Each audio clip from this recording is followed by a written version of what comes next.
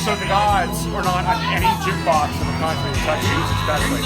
This is a story I've been telling about Mike Cannon for years. Now check this out.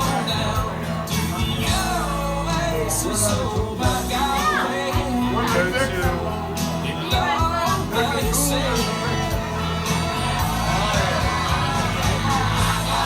Well, this jukebox sucks.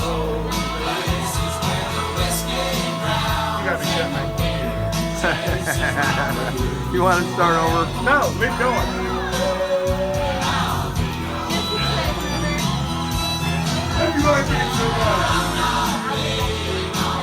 When you're in a bar, you should probably make sure your jukebox works also. That's just something to say. Yeah, it would be nice if the keyboard worked correctly.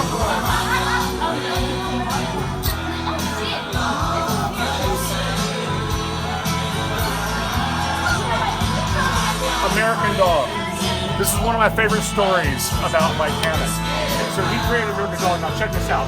On every 10-tune jukebox in the country or world, look at these songs. This is all of his band, American Dog. That is insane.